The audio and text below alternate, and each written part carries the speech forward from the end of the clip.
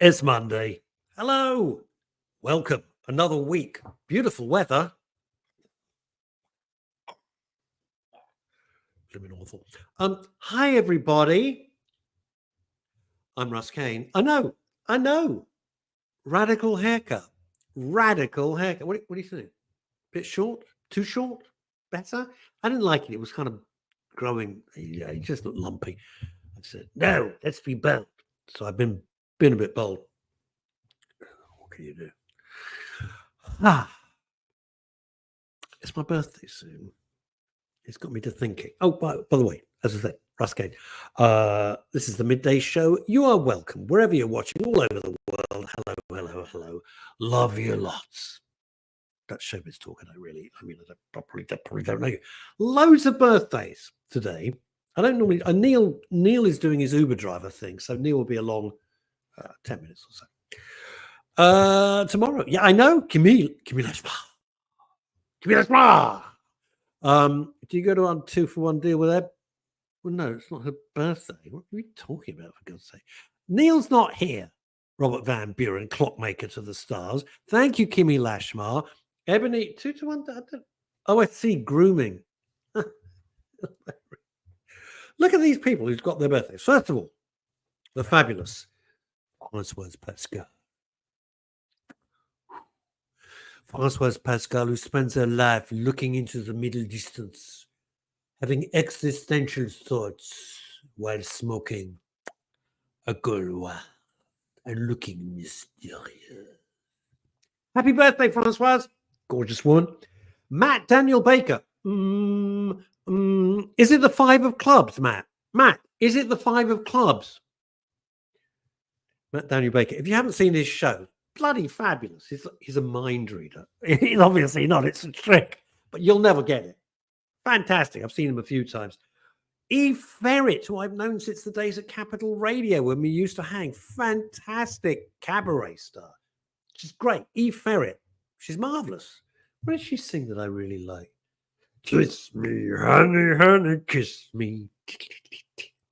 By the way, yes, I am still suffering from a cold, and I got more pharmaceuticals inside me than you can shake a stick at. Plus, it's my 28th espresso. You probably noticed. Drina Hamilton. Dream. Drina Hamilton, who is, of course, the partner of the wonderful David Hamilton, Diddy David Hamilton, and his mighty. He and Tony Blackman used to do this shtick about the mighty Wurlitzer, which I made it. Ruth Epstein, you made it. Hello, Ruth. Flash. Oh, Savior of the Universe. It's Barry J. Allen. Hi, Barry. The fabulous Tina Holt, the Queen of Champagne. The thing about Tina, why I love Tina Holt, never an excuse not to open a bottle of bubbly. That's the way to live. Right. Drina Hamilton, happy birthday to you. The fantastic. Now, I know controversial. Bear with. Carol Malone, one of my favorite journalists. Great. I think she's a great columnist. I know people have very strong views about her because she's political. I don't care. Amanda Noah, who's an old mate of mine, fabulous actress, direct stuff, etc. What have we got? Kimmy Lashmar saying this. Seb Coe. We had dinner with Seb Coe once. He was perfectly nice. Steve Cram, done at home. Sir Cliff. Cliff is, what is he? 84. Cliff Richard, 84, for Christ's sake. Roger Moore. Well, Roger Moore's dead. No point wishing him happy birthday unless the tablecloth starts to move, and then we know we're right. You won't know this lady, Stevie Garrett. That's actually the name on her birth certificate, Stevie, which was named after, what was it? It was a detective series, and they were very kind of louche and very suave and very sophisticated. And the wife's name in the TV, in the radio series and the books was Stevie. And so Mr. and Mrs. Jacobs, Debbie Jacobs' mom and dad, so his grandparents, called their daughter Stevie. Hello, Stevie. Heidi Wick, no, I don't know you. Debbie Curtin, swish. From Panto days, Debbie Curtin, bless, not been in the best of health. If you know Debbie Curtin, wish her a happy birthday. Why the hell not? I'm getting I'm getting a psychic. Hang on. I'm getting a psychic. I'm going to Essex. I'm seeing Essex. I'm seeing trees. But yet I'm seeing Los Angeles. I'm seeing Essex, but I'm seeing Los Angeles. Does that mean anything to you, Sharon McGovern? Sharon, does that mean anything to you? I don't know why. It's just what's coming through. Sharon McGovern is amazing. And I have to tell you, changed my life. No, grow up. Stop it. She's the most amazing. And I always poo-poo these things because most of it is bollocks. Let's be honest about it. Sharon is unbelievable. Unbelievable. I met Sharon with the late, wonderful Shirley Green out in LA, and we got on like a house on fire, but she lives in Essex as far as I know.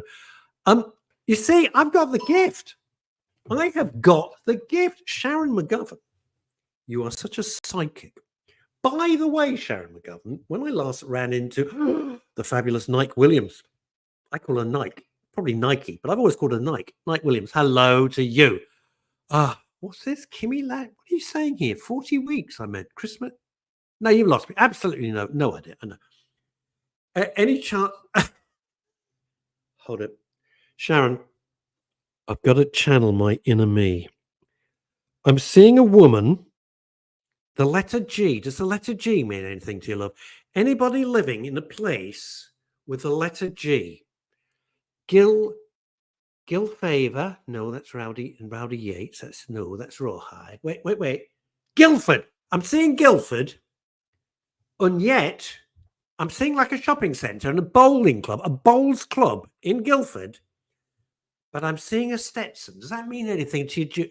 Anybody here with like a voice? I'm hearing a voice. Julie voice. Is that? Jesus Christ. I could do this for hours. I just love it. All right, Ruth Epstein. Hello, Ruth. What are you going to tell me now? Maybe you're a descendant of Nostradamus. Yeah, right. I can't even remember what I had for breakfast. Who we got here? Come on, work. Grand Pack. Birthdays are popular around now. As many people, you are so dirty. You wouldn't know you have a proper grown-up job, would you? Good afternoon, all. Hello, Dennis. How lovely. Anyway, so as I was saying, Grand Pack, you're shocking. Sharon McGovern, absolutely amazing. And then I met her. I was at a memorial service, and for a lovely, lovely man. Believe it or not. And plenty more birthdays here. Larry Viner's birthday tomorrow. Larry Viner. Anyway, not the point. And also Ingrid Tarrant's birthday tomorrow. We always wish each other a happy birthday. Anyway, not the point. Last time I met with Cara Noble, who I worked with for many, many years on The Breakfast Show. And Cara was over in London for the memorial service of Simon Booker, one of the nicest, most talented people you could ever wish to meet. And they were together for many years. It so happened. Now, she said, I had a session with Sharon McGovern. I went, okay. When she was in LA. Sharon was in Essex, Cara's in Los Angeles, right? And she said, and your late wife came through in my session. Your late wife came through in my session and said things. And it's like, you got two ways to go with this, right? You could say, it's utter rubbish. What a lot of nonsense. Or you could say, how the hell would Sharon McGovern know with such accuracy what my late wife was saying? Some of you might find it spooky.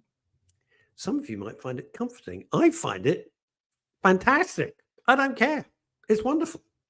Because, over the years, I went to see a lot of them. And believe me, they should have been locked up and put in prison, right? They were shocking. They were the most terrible frauds. The most shocking frauds. And every now and then you come across somebody who is the real deal. And you can't explain it. Because here's my thing, right? So a very suspicious friend of mine said, well, they probably Googled. No, not in Shout at the Moon. Kimmy, it's interesting. You should say that. That was the book that I wrote with my late wife called Shout at the Moon, which kind of told our story. Get the Kleenex ready. And unless you did a deep dive and spent a lot of time, it just won't be worth it. So I don't get it, right? I don't get it. And believe it or don't believe it, if you find it comforting, that's a wonderful thing. If you need it, fair enough. And if you don't want it, don't get involved. Don't get involved. I went once to there's a place in town. What's it called? I think it's like the School of Psychic. It's all very Harry Potter, to be honest. And I went with a former friend of mine, and who was heavily involved at the time. And they're training psychics. All right, bear with me. I didn't know I was going to talk about this. What the hell? I didn't know Sharon was going to pop up. So, and they're training people. And what you do is you kind of, it's like speed dating. Look, I'm going to do that, right? And you sit with various people and they tell you things. And some of them were so bad, were so rubbish. I said, with great respect, I think we better stop this because it's just, I mean, they might as well say, yes, you had a big career in Formula One and you're Italian and you drove for Ferrari. No, I don't think I did. I think I remember. So, I mean, they're completely off base. And there was one person, I've never met this person before, sat down, just read my life to me. Read my life to me. And I was like, what the hell was this? It was beyond belief. I mean, it was freaky. It was beyond belief. It was so accurate. And things that people who passed on, died, let's be honest about it, died.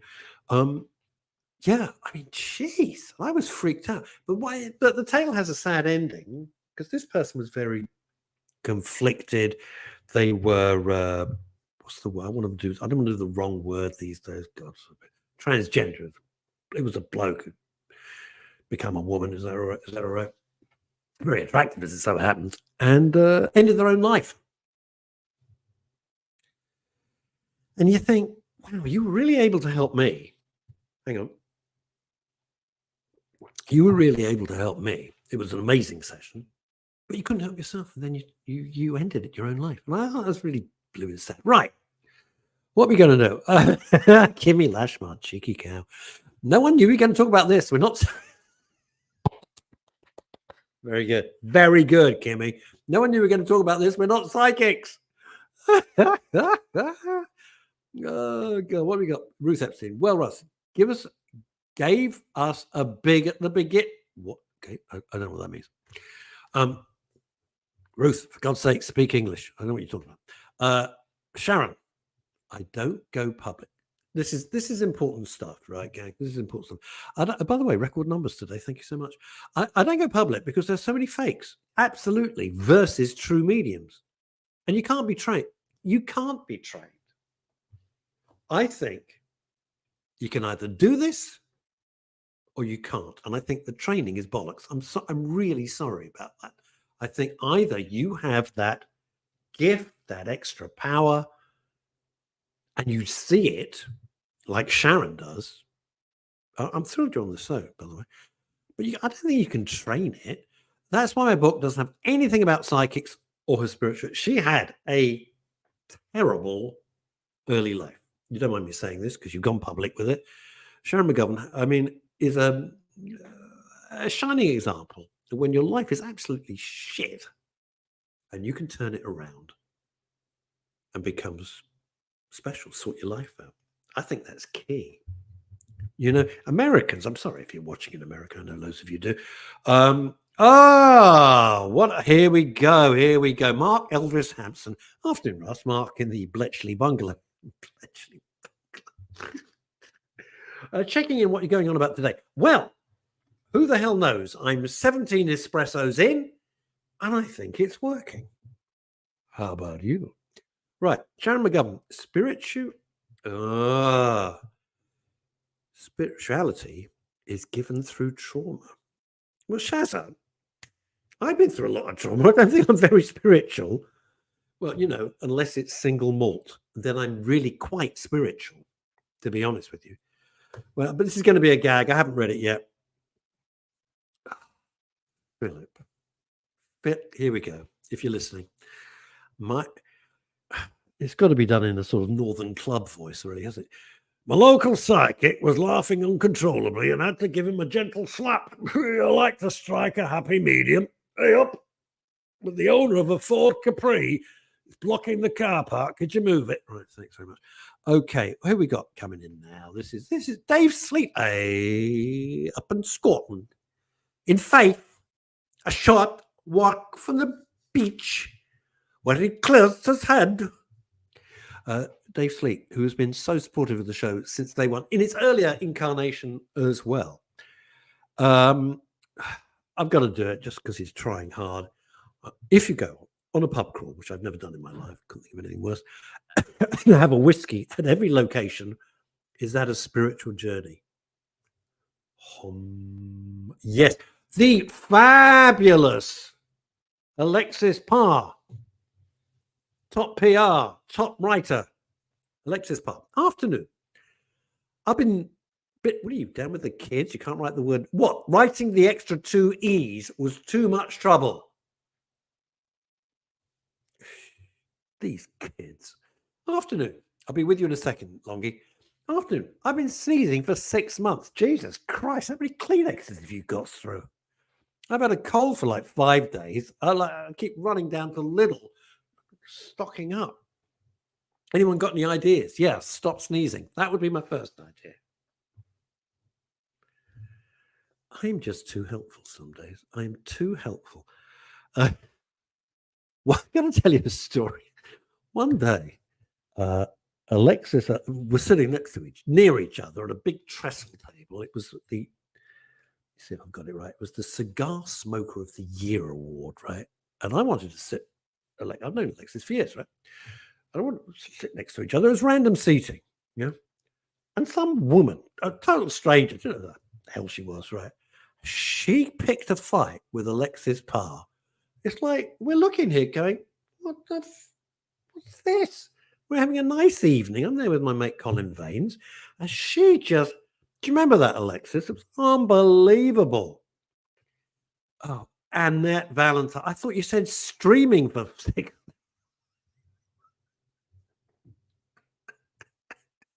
Annette, that's very good. Right, here comes Ruth Epstein with her genius plan. You're allergic to spores. I don't know what they are. I'll pretend I know. This is my game face. Oh, yes, spores. Yeah. Here's a man who knows everything about anything. NLP is his thing.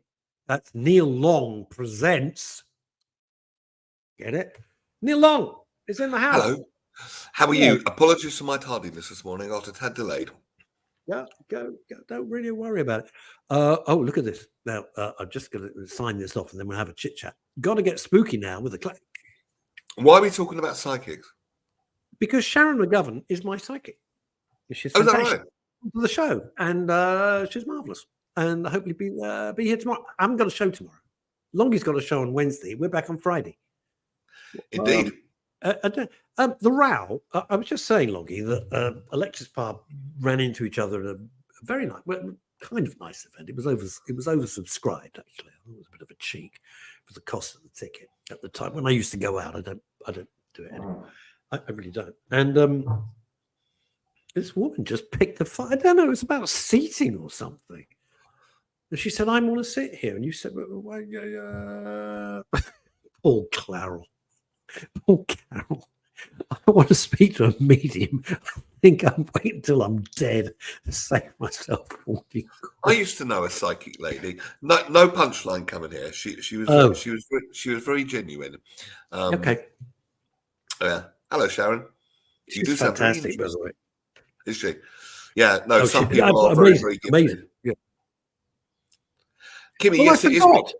Yes, I forgot. What I was doing while you were being an Uber driver was I was saying, wishing everybody whose birthdays are today, and normally the names come up. Our esteemed Capital Radio and now Radio Jackie colleague Mick Brown, it is his birthday. Mick Brown, Leave it Mick out. Brown here. Running mare. Travelling 10. Running mare. Mick Brown. What's all that about X Factor? I don't know. Why do I watch it? I don't know, Mick. Why do you? Why don't you just change channels like everybody else? Stop moaning about it. Just don't watch it. There's about 500 other channels to watch. Probably more now, isn't it? Mick Brown. I haven't seen Mick in years. Please give him my Happy best. birthday, Mick. Absolutely. Now, what is going on is that I got to go scroll up. Where we got? Who's sneezing? Alexis Parr's been sneezing for 6 months. No joke. There are tons. What does it say? What does it say? That's fungus spores, isn't it? Yeah, fungus spore. Tons of fungus spores this year, Alexis. My son reacts quite. Where are they from? Longie, you know everything in the world because you're a very clever man. Where are these? Where are they from? These fungus spores? Some sort of fungus, maybe. I don't know. Genius. That is why Radio Jackie is spearheaded by Neil Long, ladies and gentlemen. I know. Any listener on Radio Jackie, they phone. Doesn't matter what it is. He knows. Unbelievable. Have you? Who's our sneezer? Our sneezer is the very excellent Alexis. Oh God, it sounded like Alexis. Have you tried the tapping, emotional freedom technique? Tapping. You might. She's sneezing for Christ's sake. How's that going? They do say try it on. They do say try it on everything. I've seen physical things. Talk Alexis through it because I've seen tapping work when we cured Phil Dave. Remember him? He's back on Friday. When Phil Dave has got an absolute phobia about wasps and bees, absolute phobia. And somebody, when we had the studio, came into the studio, did the tapping. It went. It was incredible. Yeah, it was discovered by accident by someone called Roger Callahan, who was a traditional doctor, and in a sort of intuitive hit. There was a woman who was terrified of water, and she couldn't swim or take a bath, which is quite serious, particularly if you can't take a bath or shower. And out of it, sort of an intuitive thing, he said, just touch yourself there or wherever it was. And it immediately went. And he's like, hello, what's that? So it's a mind-body technique. When I saw it done on Phil, I thought, this is rubbish. It looks ridiculous. I know. It looks ridiculous. And I swear to God, in about 6 minutes, Phil's fear, not easy to say, of wasps went. Unbelievable. True. I was there. Yeah. Right. So tell Alexis what to do. Okay. You Alexis, rate your listen up. Neil knows. Come on. You rate your SUD, subjective unit of distress, on a scale of 1 to 10. So give it a number. 1 being nothing, 10 Alexis being awful. And then you just do these moves. You tap on your karate chop point of your hand. And you say, even though I have this, let's say, allergy, I deeply and completely accept myself. You repeat that 3 times. Even though I have this allergy, I deeply and completely accept myself. Even though I have this allergy, I deeply and completely accept myself. And then you just repeat there, this allergy, under here, this allergy, this allergy, this allergy. There's a tender spot there. So on both sides of your body, it's probably about 3 inches below your breast, Alexis. It's just there. Above, sorry, not below. Above your breast. And it's tender, you'll know when you hit it. Tap under the arm, repeat it, this allergy, bra strap. And there's a gamut point in between your little finger. At what point? Your hand. There, it's called the gamut point. So there's your pinky finger. And if you go to the inside of it and trace it down, there's like a ridge there. Feel it? And that's the gamut point. So tap there and just keep repeating that. Just keep repeating that and see if it reduces. You might be surprised. It's worth a try, certainly. Can't do no harm. Alexis, your comment, you may have slightly misunderstood here. I will. No, that's not what. I can't run the whole world. I haven't got time. Look, listen to what Neil is saying. Run through it one more. Longie, seriously, run through it one more time. She's doing it now. Okay. Yeah, but do it with me, Alexis, if you like. You tap on the back of your hand. Do it in time with Neil. Seriously knows. Go on. Okay, well, let's try it. Let's give yourself, how bad is it on a scale of 1 to 10, Alexis? Bad, you've been sneezing 6 months. I'm asking her, not you, cheeky chops. On a scale of 1 to 10.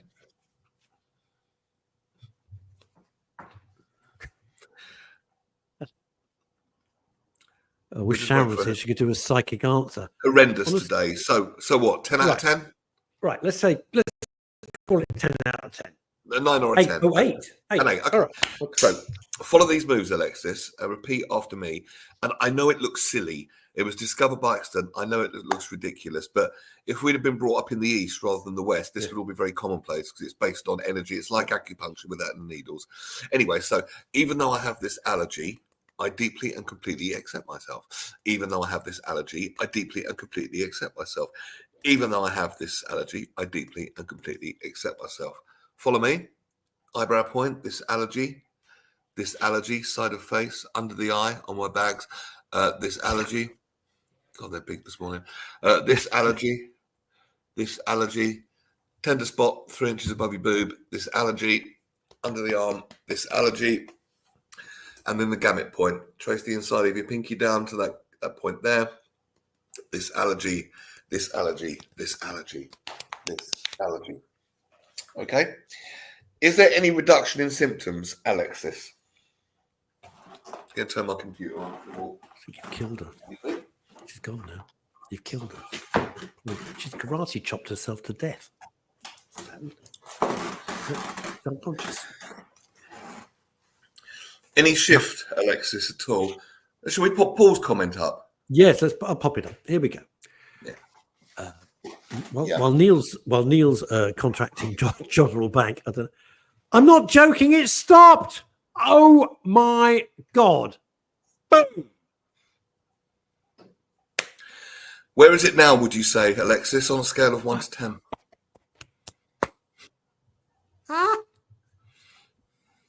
It stopped. You can shake your face, Pack. Where is it now, Alexis? If it was an 8 before, 0. where is it now, please? Look. 0. 0. This is unbelievable. It's just gone away.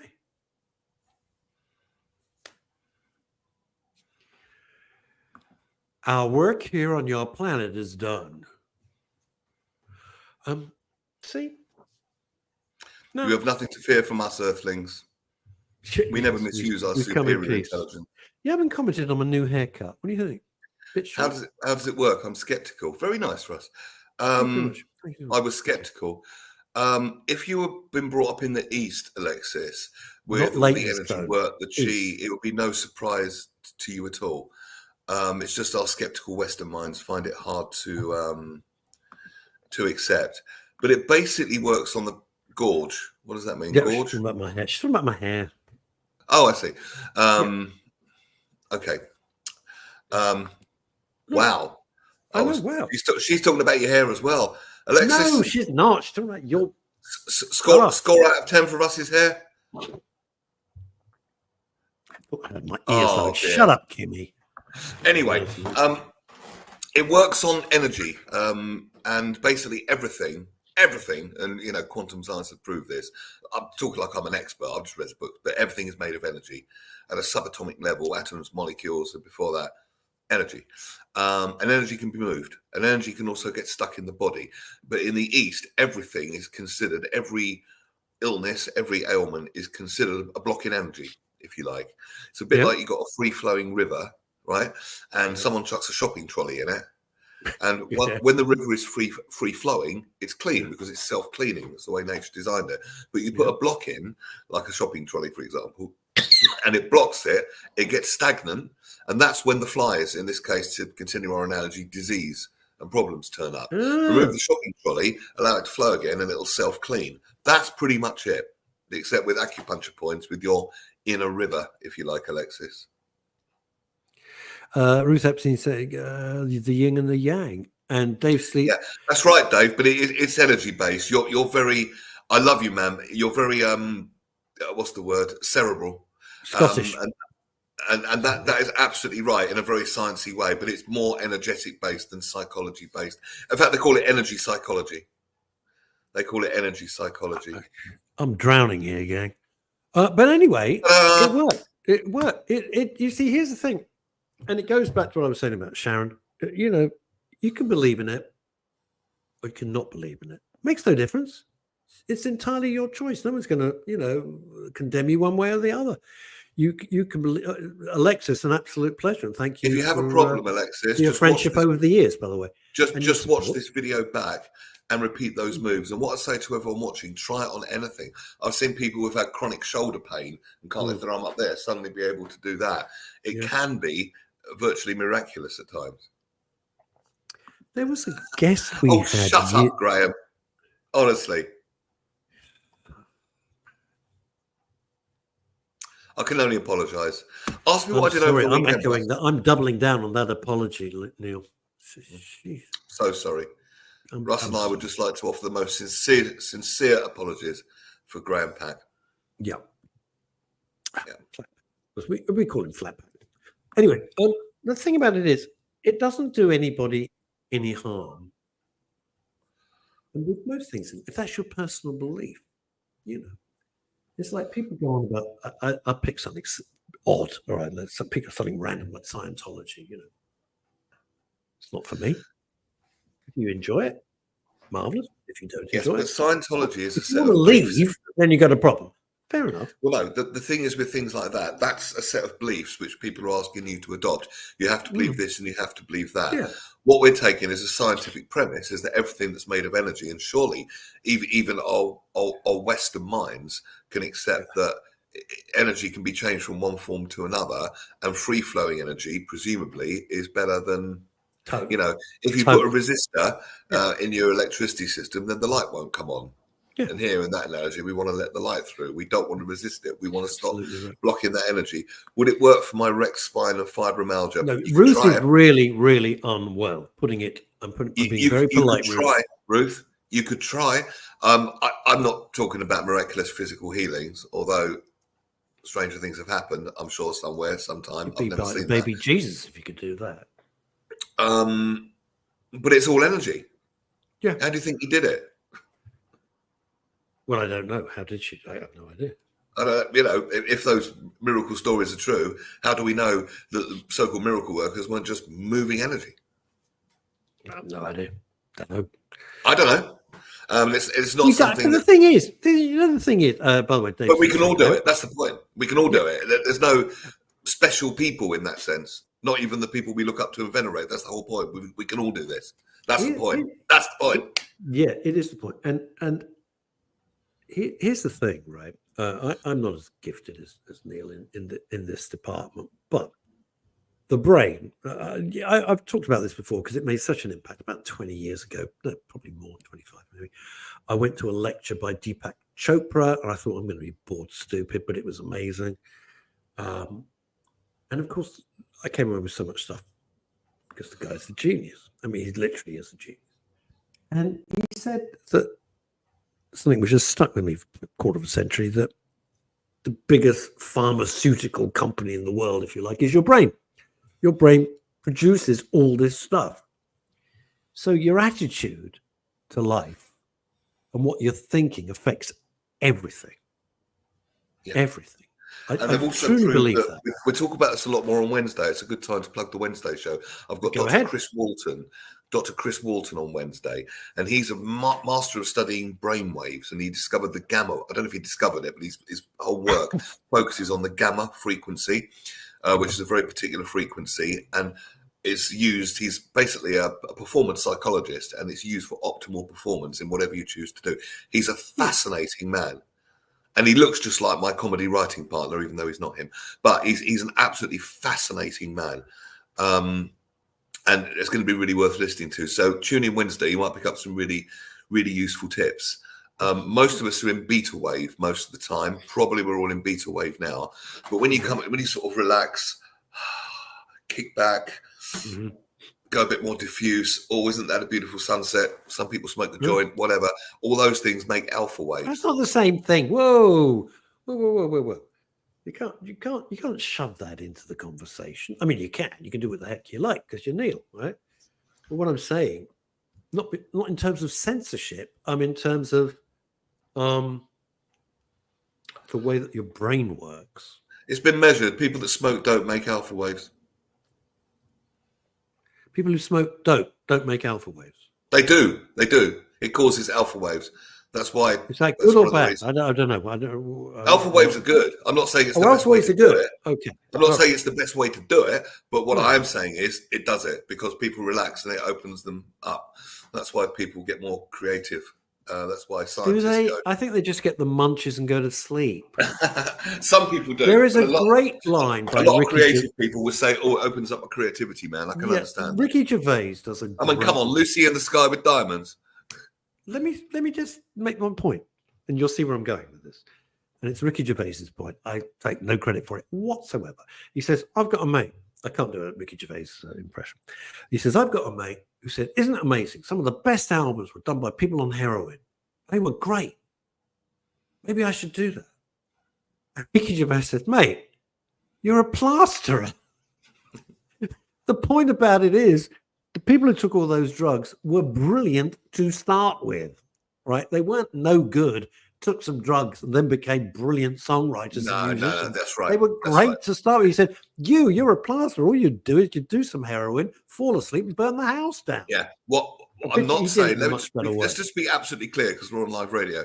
I'm not saying that it's necessarily, I'm not saying, oh, take drugs and you'll turn into some kind of superhero. What I am saying is there's a lot of research with this, particularly with cannabis, that it does a lot of, it certainly, I believe it removes the blocks to creativity because it gets you out of beta wave and gets you into alpha wave. So your mind can operate more creatively than it might have at a certain dose. And I'm not saying it's the best way, and there's other ways of achieving the same things drug-free, and we'll discuss that with Chris Walton on Wednesday. But I'm just saying we have opened a really interesting door here, Longie. Highly. Can I tell you what I did over the weekend? You can in a sec. In a sec. Are you eating a sausage or what are you doing? What is that? Oh, it's a cigar vape. Right, let's go back to Ruth, who's really seriously ill. That's why it's a serious point. Then I want to hear about your weekend. I'd love to, seriously. You got time. No, you see, Ruth is saying, now, I did 106 shows called the ABC of CBD with a guy became a dear friend called Oliver Mammon. And Ollie Mammon and I did I'd rather have the 1, 2, 3 of THC. Sorry. I don't know what you just said. I'm going to pretend I understand. That's me, the munches and sleep. I take medical cannabis, all legal, mainly drops. I have a vape for breakthrough pain. It's about time, is it? Well, here's the thing, Ruth. Did 106 shows, as I say, called the ABC of CBD. I knew nothing about the subject. By the end of it, I knew a load, right? I had all the doctors and psychiatrists and medical experts from all over the world on this show over the couple of years. It should be legalized, not standing on the street smoking skunk and stinking the whole area out. I'm talking about medical cannabis. It should be legalized. Absolutely. If you're in the sort of acute pain that Ruth is in, why would you not let her feel better? Well, there's been an awful lot. Well, it took that poor little boy nearly dying, the boy that was fitting, for I think it was Shavid, I can't remember his name, Javid, what was his name? Who? The health secretary at the time. Javid. That sounds about right. That'll do. To put the law through to legalize it. There's been an awful lot of research into cannabis. Eminent scientists have researched it.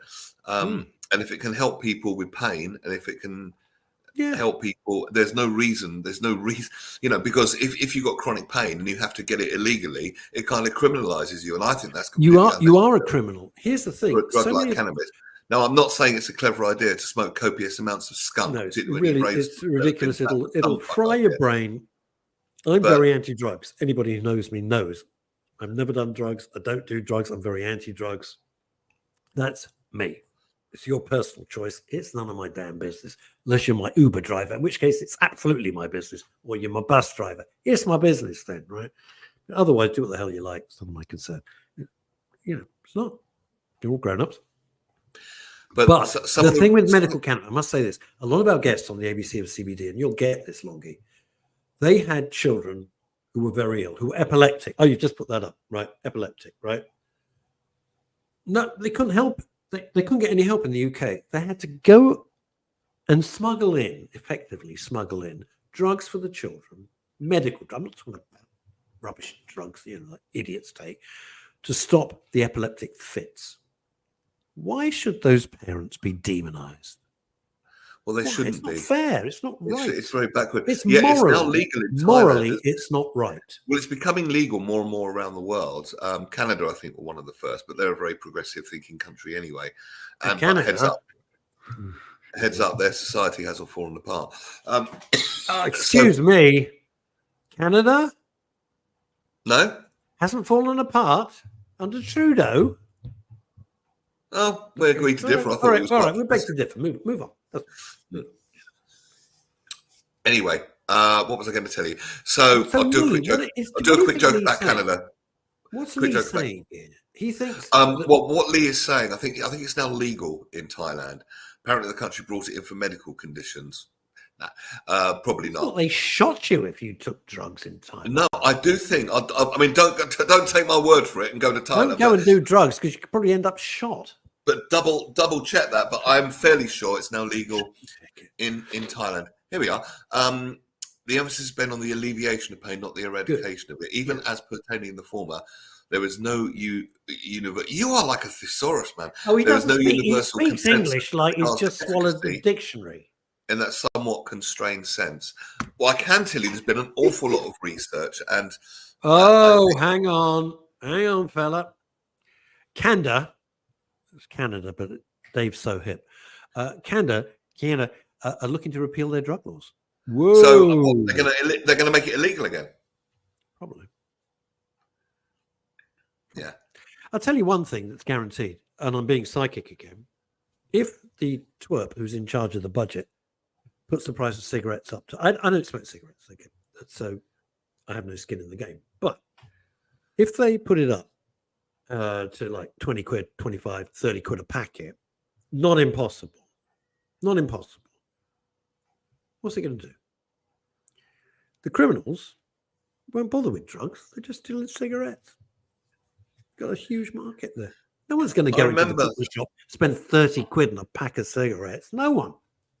Paul, I remember the Canadian truckers because my daughter spent 2 years in Canada. When I first went out there, I found it a very, very progressive country. And it did move back a bit with this truckers thing. Again, completely honest, I wasn't entirely sure what that was about, but I didn't think that was particularly Trudeau that did it. I could be wrong, and if I'm wrong, I will stand corrected. What the Canadian truckers? I followed it avidly. Okay, because, when North America sneezes, Britain catches a cold, like I've got. Here's the thing: what they did, what Trudeau, who I think is vile human being, what he did was this: because it's getting towards a cashless society, stopped their bank accounts, stopped their credit cards, stopped PayPal. Because with a cashless society, and I'm not wearing a tinfoil hat, it's just a fact, you can switch it off. You, the government, can switch it off at a moment's notice. So he basically forced and blackmailed the truckers to stop, and anybody who was supporting them. And that's what main thing showed. It showed that just like with the COVID, we put everybody under house arrest for months, right? And we were completely compliant. They thought, well, that worked. With cashless society, that's what you can do. That's the danger of it. Yeah. I must admit, I will certainly bow to your superior knowledge there. My experience of Canada, particularly the first time I was there, this is before all that, I found them very forward-thinking at the time, compared to us, who wouldn't be. Graham Pack, I was in Oregon the other week, and there's cannabis stores on the high street. My children as doctors have seen the adverse events for people using cannabis. Well, yeah, I mean, but I would say that it's much better to be educated so you know what you're doing. You know what I mean? Because at the moment, it's a guess. It's an absolute guess. But if it was don't know what the hell you're buying, regulated, and people knew what you're buying. Two things. Let's be clear. I'm older than Neil, right? Leave me next birthday, Jesus. So if you think it's the cannabis now is like the hippy dippy nonsense of the 60s, and everyone, the colours, man. It is not the same thing, right? It is packed with God knows what. It is horrible, and it can affect your mind badly. Not in a good way. I mean, permanently, medically badly, and make you psychotic. All right? It is your choice. Do what the hell you like. Not my problem. Not my business. And that's right. I'm not being prescriptive about it. But please don't conflate the stuff they sell on the streets out of a back of a car with booming noise, and the stuff from the happy days of the 1960s. It's not the same thing. Or the medical stuff. No, But I think it's not the same it would need regulating, in my opinion. But I do personally think it should be legalized. That's just my opinion. Well, all of it. All of it. Mm. I don't care. I don't. That sounds awful. How far would you go? Would you legalize heroin? Well, Really? only from the point of view that it would really? take it. Come on, man. No, hang on. Let me finish. Even all right. Thought experiment. Let's say all drugs were legalized. It would remove the gang element from it. It would remove the terrible things that happen, the crime gangs, because it wouldn't be criminal anymore. And if it were treated as a medical issue, like they do in Portugal, which they've had great response with, so rather than criminalizing people that have got addicted, they treat them and they treat it like a medical condition, and it's helped so many people. Just lock them up and throw away the key. Would you legalize fentanyl? It already is legal. Are you saying to me that all the people coming in illegally over the border in the United States, coming in from Mexico, etc., through the southern states, bringing in all that stuff as mules, you've seen what some of those urban landscapes now look like because of the hang on a sec. Hang on. Fentanyl is a prescribable drug because my friend's got I know addicted. that. Of course. So it is legal, but it is possible to deal legal drugs illegally. Yes, that's possible. That's possible. Fentanyl is a vicious, shocking, terrible drug. Yeah, it is. Now, the same thing is if you're in hospital, let's be grown up about this, all right? Because it's not the BBC, we can have a proper conversation. If you're in hospital and in terrible pain, they will give you morphine, right? I've been on morphine myself many times, right? For various things. That's medically supervised. I get that. That is not the same as me coming home and shooting up morphine and heroin into my arm or whatever you do with it. No, of course not. Same thing. So no. Neil's argument with fentanyl is that I get that it's a medical thing, as is ketamine, for horses, right? You don't want to use it outside the purposes for which it was developed. Exactly. If you abuse water, it can be dangerous. All I'm saying is, I'm not saying legalize drugs because they're good. I'm saying it would remove an awful lot of the criminal element from it and probably an awful lot of the violence associated with it. So that's why, and treat it like a medical problem rather than a criminal problem for the victims of it. Model what Portugal's done. They've done it well, and they've had some great results. They're helping people get off it. People want to get off it. People don't want to be addicted. So, well, I've just said that, Graham. I've just said that. I've made the same, Graham. I'm saying exactly the same point. Morphine's prescribed. Should that be available? Well, no, of course not. Obviously not. That's what I'm saying. I'm not saying. Hey, drugs are good. Let's all go and do drugs. That's the last thing I'm saying. I'm just saying.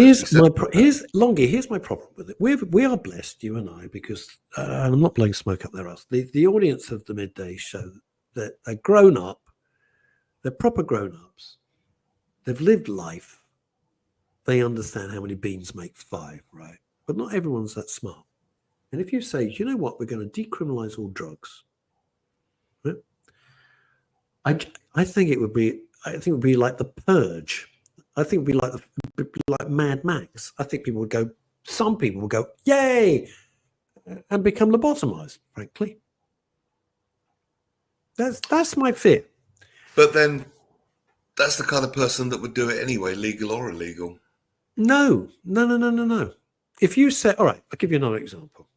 It's not quite the same. It's just popped into my head. Let me try. Playing devil's advocate a little bit here. No, I know that because I'm only 35 years. That's probably longer. Let's try this, right? If you said, you know what, we're getting rid of the speed limits on the roads. No speed limit. No cameras, do what you like. Most people would go, okay. And if I do 25 and a 20, and you're going to be careful, there will be a number of people. There will be a percentage of society who will go, fantastic, and get into their car and drive like raving lunatics. But that's the kind of thing they would do anyway. The law doesn't really work because people that break it, the people that, I don't need the law to tell me not to do certain things. The people that need the law don't care about the law because they break it. That's the paradox. That's the argument about gun control, isn't it, in America? Yeah. Which that's another thing. Yeah. The key is, what is this? The key is the infrastructure, the maintenance of the infrastructure and support systems for legalization. Legalization alone has not been absolutely right, hasn't at all. What is this? Would you trust this or any government to run legalized drugstores? Yeah, I think so. Not that I'm trusting this government to do anything at all. I mean, I would trust because I think it would be done very carefully. My friend is addicted to fentanyl, and he's thinking about going into detox. He shouldn't have been put on it, or if he should, it should have been for a very short time. It wasn't medically managed properly. It's verging on medical negligence. He's got all. What is this? What was this? One of my dear friends. He's on fentanyl. Oh, nice. Yeah, and he shouldn't really be put on it, or if he should, or if he was for a very short period of time, and it wasn't monitored. It was just it's an absolute crapshoot what's happened to him. Jesus, and it's a horrible drug. But it's here's a the thing: vile drug. It's legal, and he got it legally. That's the thing. And here's the thing: I'm not saying lesser of two evils, but cannabis is much less dangerous than fentanyl, much less. Oh, yes, and yet that's illegal. Help me understand this. Alcohol is legal. Alcohol is woven into every aspect of our society. Get a job, have alcohol. Lose a job, get alcohol. Get married, have alcohol. Get divorced, have alcohol. Come home late from work, fancy a late night, have alcohol. Go out for a meal, have alcohol. Celebrate something, have alcohol. That's legal, and that's been proved to be 5 times more dangerous than cannabis. If I stood at the school gate picking up my little one, she's far too old for that now, but hypothetically, yeah, she's in her 30s. The mums and dads there. Oh, it's wine o'clock. I can't wait to go home and pour myself a glass of wine. Yeah. They pat me on the back. If I said I'm going to go home and skin up a joint, I would probably be ousted out of town. And yet it's in South London, you wouldn't. You should smell it. When I walk past it's the 5 school. times more dangerous than cannabis. Help me understand that, someone. I'll tell you how to understand it. And Ruth, that is the problem my friend is going through. It's got to be so managed, and the patches don't go down in small enough increments. That's the thing, and it's a problem. It's a problem he's got. I'm absolutely with you, Ruth. Try the tapping, maybe. Well, here's the thing, Neil, which is my response to what you've just said. And you're right. I have no logical argument, right? Because they tried prohibition in America. It was a complete disaster. Sugar's a killer. Eventually, not in my lifetime, possibly not in my kids' lifetime, sugar will be seen as bad as tobacco. Anyway, here's my point. Governments of any persuasion, either side of the house, makes no difference, rely on taxation. That's how the country runs. It is known, and it's not a myth, that the tax on cigarettes for years has bolstered up the NHS. I know it is the ultimate irony. How does the NHS run? Tax on cigarettes certainly helps. If you took away the money that is derived from the sale of alcohol, the tax will drop so dramatically. God knows what they'd do. I extend that argument, I'm being psychic again, to EVs, electric vehicles. The real cost of petrol is bugger all. The time you've finished all the duty on it and the tax on it and everything else that the government attacks us with, it's a fortune. Doesn't need to be. The actual cost of it is pretty low. And the genius, and I said this as soon as EVs started to come in, don't these geniuses realize that if everybody goes to electric, you've got no petrol or diesel revenue coming in for the government? They've only just twigged. A 5-year-old could have worked that out. They've only just twigged. What are they going to do? I'll tell you exactly what they're going to do. Because in their fanatical, desire for net zero and all this utter bollocks, right? They will tax electricity. It'll be more expensive than petrol. You'll see. You'll see. No two ways about it. That's what they're going to have to do. And Neil, I'm agreeing with you, by the way, about alcohol. We got some great comments. Can we put them up? Fabulous. Philip Harling, an ex-hospital dispenser. I've worked with drug addicts and have seen them reduce their intake dramatically when they've been hospitalised for a week or two. This is what my friend's thinking of doing, Philip. Problem arises when they're discharged and put back into the same environment that created the problem in the first place.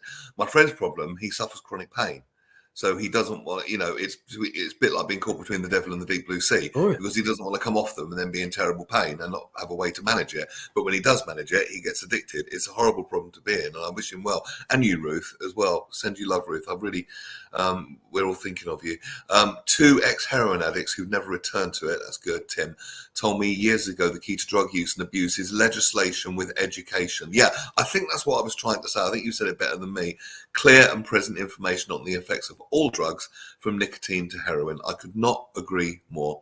And if you want to cheer yourself up, go onto YouTube and look up Tim Hain and listen to his music. It's bloody marvellous. Okay. Talented man. May I ask, such a shift in policy would also entail a significant socio-cultural transition? Yes, you're right. I think it would. Ruth, we're thinking of you, and I hope that goes well. Once you're through it, you're through it. Now, here's another thing, and this is absolutely true. Sugar is a killer. It's a killer. Put all that crap into fizzy drinks. They put it into foods. They put it into chocolates, confectionaries. You name it. And Mayo is saying this: sugar and so can we he's got. We're getting to it. All right, clear the decks. What did you do at the weekend? Well, yesterday I performed. You may be watching last Wednesday. I was talking to a lovely lady called Jo 4, and she did her first solo show. And I was doing a little cameo appearance, doing some of my funny songs. But I also shared the stage with the lady who emceed it, called Genevieve, or Jezebel, her stage name. And she's a real professional dominatrix. So yesterday, there's pictures on Facebook if you want to have a look. I shared the stage with a professional dominatrix while singing my songs. True. Beat that, I said. No, I didn't. So, just to be clear, I'm tiptoeing into this like I'm entering a minefield, folks. Yeah. Was she dressed up in Well, How's Your Father? Go and have a look at Facebook. Am I old enough? Yeah, I think you're a big boy. You can handle it. Well, we interviewed the dominatrix on the Midday show once. Do you remember? Yeah, of course I remember. I'm seeing her in half an hour. Anyway, yeah, Ruth Epstein is not allowed any sugar. Quite right. If you can get rid of sugar, you're doing something huge. Yeah, a really interesting book to read on that was done by an Australian researcher. I can't remember the guy's name, but the book's called Sweet Poison. Yeah, we went out on the lash, Philip.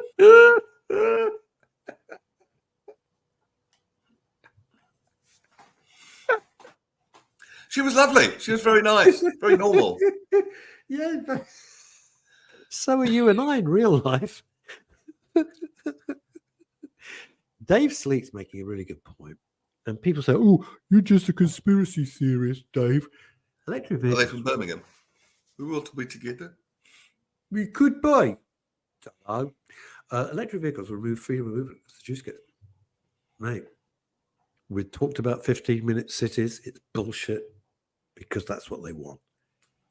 Of course they won't. And I've said for years on this show, they will bring in pay per mile. Everyone goes, oh, Russell, you're a fantasist. You're fantasy. They're going to bring in pay per mile. Of course they bloody are. They don't want you going anywhere. We can't keep going on like this, folks. You know that. You know there's going to be a huge change one day. It ain't going to be pretty. It ain't going to be pretty, but it's going to happen. Eventually. It will. Guaranteed. What's normal?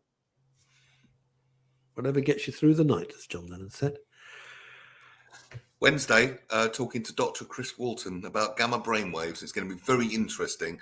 He's a performance psychologist. He's been on before, and I wanted him back on. Very, very interesting man. And I think we'll all have some great takeaways from that. So I look forward to seeing you Wednesday at midday. Everything's food with you, isn't it? What do you mean? Oh, takeaways. Thank you. Listen to this, right? I know we're nearly out of time, but are you all right for a minute or two? Yeah, sure. Longie? Yeah, great. So Paul Claridge sent me a message. I mean, his life is just like chaos.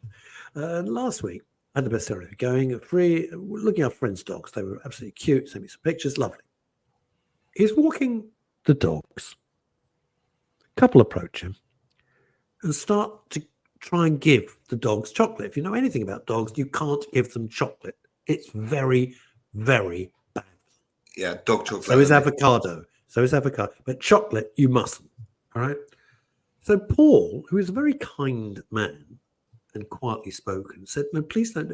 The guy tries to start a fight with him, insisting he gives the dog chocolate. What is the matter with people? Are they just mad? Are they just ignorant? mad? Don't give dogs chocolate. I didn't know that avocado. Yeah, avocado. You should know that as well. Thank you, Mayor. Yes. Right, gang, that is it. Longie, you had a very exciting weekend, and I spent most of it writing eulogies because I've got 3 big funerals coming up and trying to recover. Did they go well? Thank you. The one this coming Sunday is going to be huge. I don't doubt that you'll do an amazing job. I hope so, because on this one, I'm really, really feeling the pressure because it's a very high-profile person. I'm very honoured and very privileged. Ruth, bless you. We wish you well. You know, if you want to see the tapping moves again, just when this video is up on YouTube, which will be in a few minutes, you can go back and watch them and try it on anything. Try it on anything at all. And Alexis, yes, I'm trying to forget it. But it's your birthday tomorrow. Happy birthday. Thank you very much. Because I met a lady yesterday that does nice birthday kind of appearances, so I might send her around. No, please don't. What? No, I know what you're going to say. No, I don't want the dominatrix turning up wishing me a happy birthday. I really don't. I'm really very private. Please no fun don't. whatsoever. No, I know. I never said I was. I never said I was. What is this? What is this? Oh, hang on. This is coming in from America. This is Ray. He lives in America. I just woke up. I was searching for the Comet. What, the airliner? The BOAC used to use. Missed the show. What's the matter with you? You can always catch us on YouTube. Neil Long, love you, man. Love you, man. See you Wednesday. Take care. Absolutely. Neil Long. Happy birthday tomorrow, Russ. Bless you. Bye-bye, everybody.